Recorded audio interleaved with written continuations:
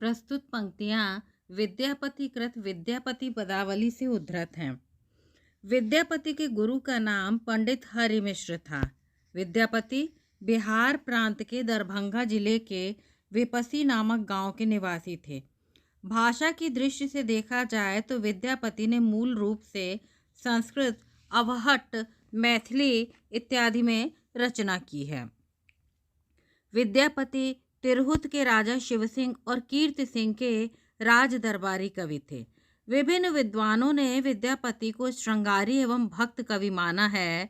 जैसे कि श्रृंगारी कवि मानने वालों में प्रमुख हैं हरप्रसाद शास्त्री, रामचंद्र शुक्ल, सुभद्रा झा, रामकुमार वर्मा, रामवृक्ष बेनीपुरी। और भक्त मानने वाले प्रमुख लोग हैं, प्रमुख विद्वान हैं बाबू ब्रजनंदन सहाय, श्याम सुंदर दास, हजारी प्रसाद द्विवेदी। बच्चन सिंह ने विद्यापति को जातीय कवि कहा है, तो महामहोपाध्याय हरप्रसाद शास्त्री ने विद्यापति को पंचदेवोपासक स्वीकार किया है। वहीं सूर्यकांत त्रिपाठी निराला ने पदावली के श्रृंगारिक पदों की मादकता को नागिन की लहर कहा है। हजारी प्रसाद द्विवेदी ने विद्यापति को श्रृंगार रस के सिद्ध वाक कवि के रूप में विभूषित किया है।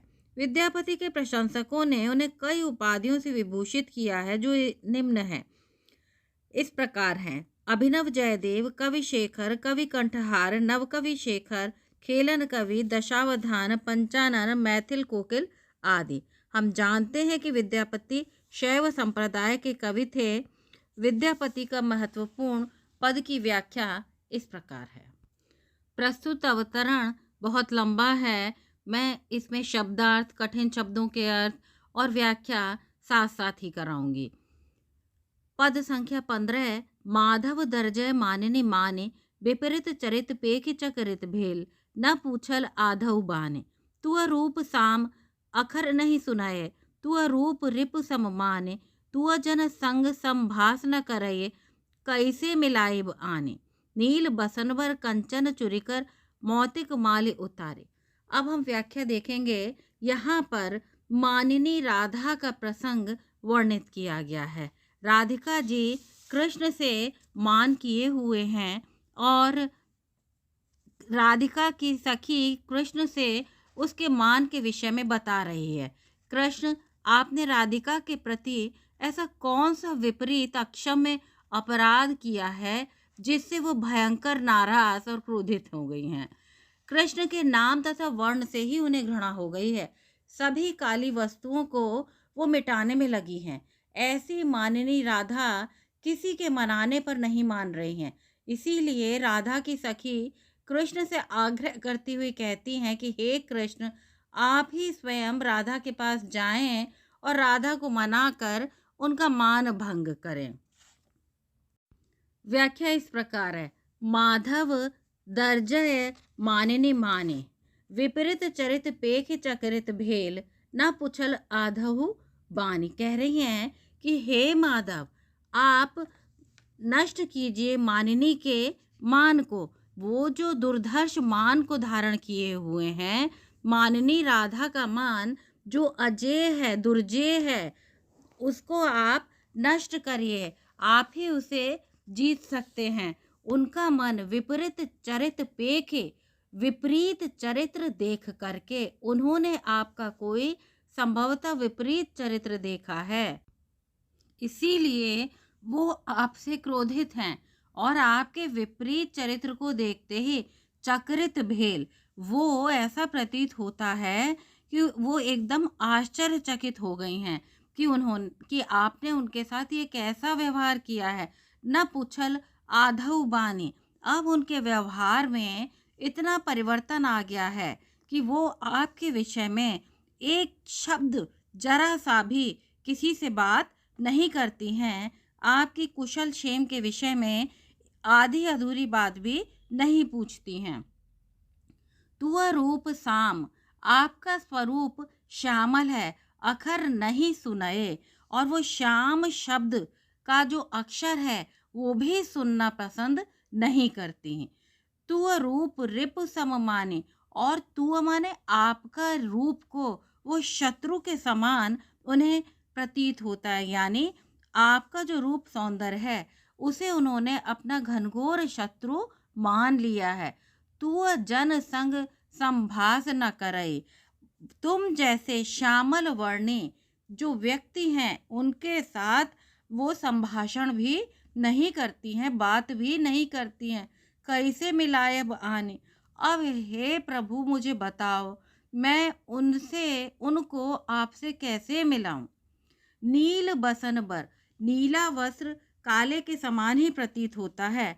तो मैं आपको बता दूं, मैं आपको स्पष्ट कर दूं कि नीले और काले में अंतर न मानते हुए उन्होंने नीले वस्त्रों को भी नील बसन बर कंचन चुरिकर मौतिक माल उतारे। उन्होंने नीले वस्त्रों को भी आपके स्वरूप के अनुरूप मान करके अपने सुंदर शरीर से उतार दिया है।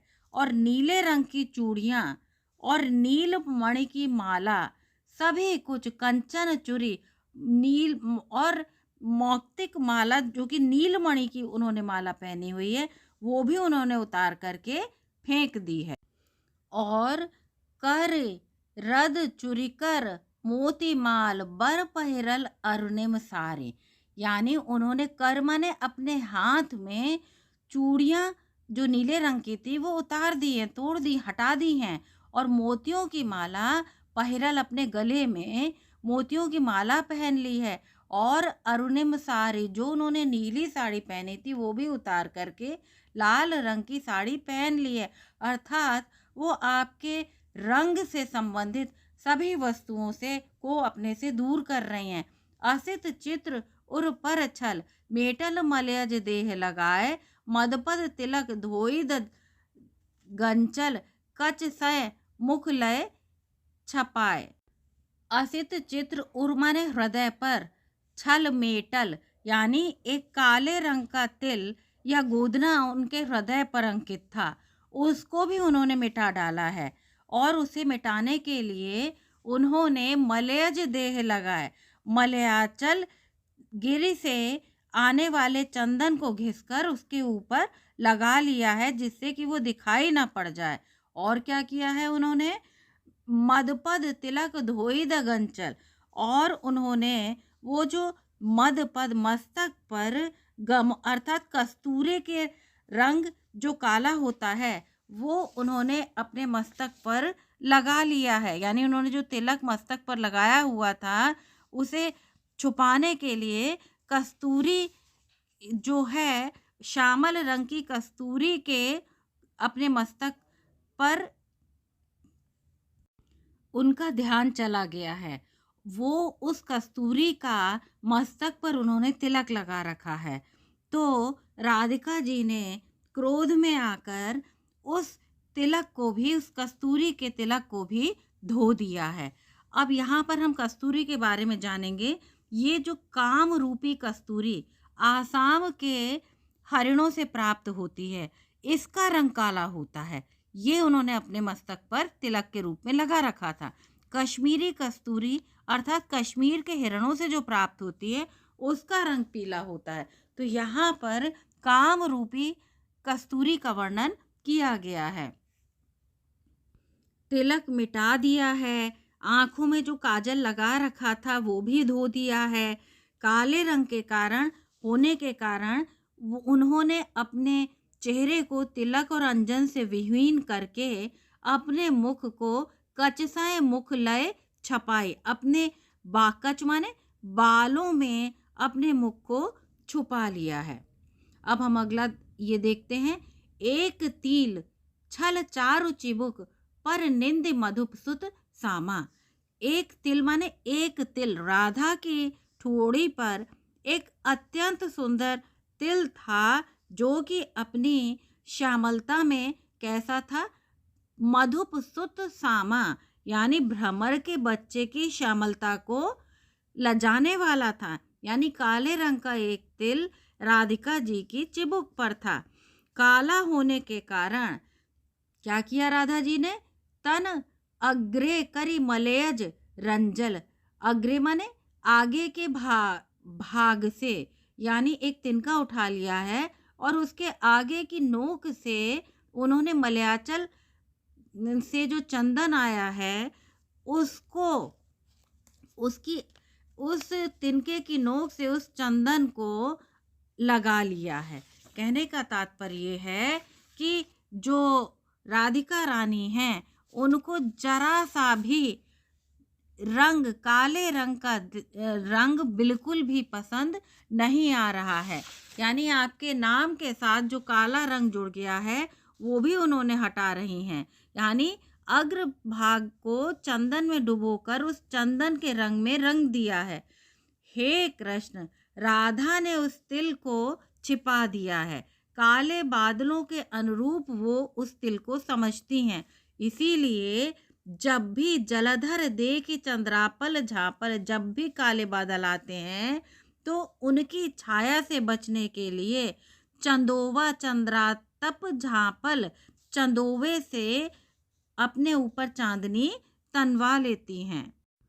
और इतना ही नहीं, सामरी सखी नहीं पास, और जो श्यामा नाम की सखी है या श्यामल वर्ण की सखी है उसको भी अपने से दूर कर दिया है, उसे भी अपने पास नहीं आने देती हैं। तमाल का वृक्ष, तमाल तरुगन चूना लेपल, सिख पिक दूरी निवास। और मजे की बात देखिए, तमाल के वृक्ष काले होते हैं, हम सभी जानते हैं। तो उन्होंने सभी तमाल के वृक्षों के तनों पर चूना लेपल, सफेद चूने की सफेदी करवा दी है, लिपवा दिया है। सिखी पिकी दूरी निवास, और सिखी माने मोर, जो नीले रंग का नीलमय होता है मोर, और पिक माने कोयल, उनको भी अपने निवास से दूर उड़ा दिया है। मधुकर उर्धनि चंपक तरुतल, लोचन जल भरपूर। यानी भौरे का रंग काला है, इसीलिए उन्होंने उन सबको हटा। मधुकर उर्धनि चंपक, बोले कि राधिका जी का मुख कमल के समान है, तो मधुकर उर, वो कहती हैं कि जो उनका चेहरा कमल के समान है, कहीं भ्रमर रसपान करने के लिए ना आ जाए, इसलिए भ्रमर के भय से राधा चंपा के वृक्ष के नीचे बैठी हुई हैं। फिर से देख लीजिए आप कि मधुकर उर्धनि चंपक तरुतल, लोचन जलि भरपूर। यानी उनका चेहरा कैसा है? उनका चेहरा कमल के समान सुंदर है, तो उन्हें भय है कि कहीं मधुकर, कहीं भ्रमर उनके मुख को कमल समझ करके उसका रसपान करने ना आ जाए।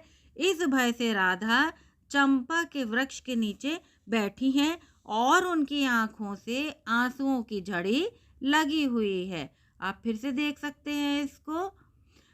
तरुतल, वृक्ष के नीचे बैठी हुई हैं, लोचन जल भरपूर, और नेत्रों में जल भरा हुआ है, अश्रुपात कर रही हैं।